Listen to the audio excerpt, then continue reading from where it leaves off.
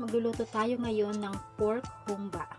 Ito yung version namin ng humba namin dito sa Leyte. Una ay ipiprito natin yung ating pork. Yan guys, iprito muna natin yung ating pork. Itong pork guys ay 400 grams lang ito.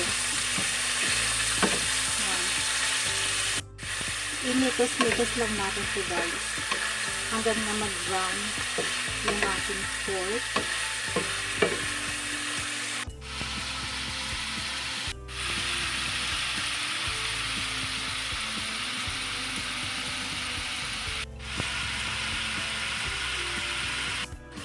Then, now ilagay na natin yung ating bawang.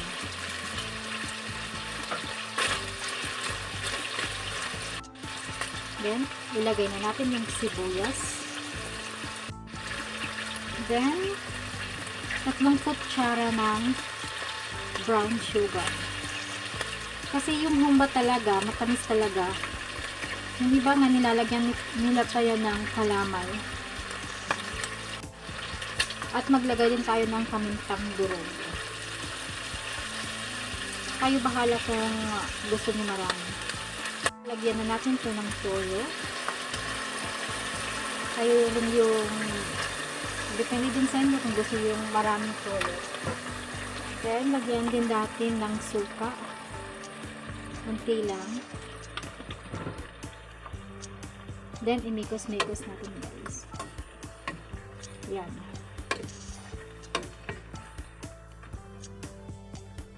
At maglalagay din tayo ng 1 tasa ng tubig. Imikos-mikos muna natin.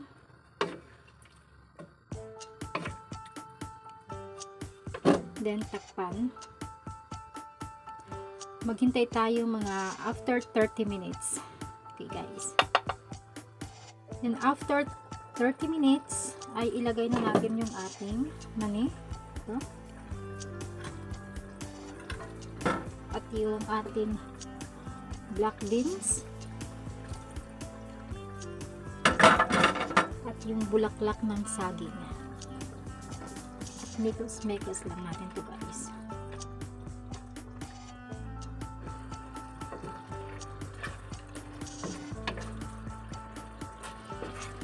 Yung pinagkaiba guys ng pork humba at yung pork adobo ay yung pork adobo ay walang mani or black beans at wala rin dahon ng saging, pero parehas pa rin masarap ito guys. See, yan na guys yung ating pork humba. Thank you guys for watching. See ya.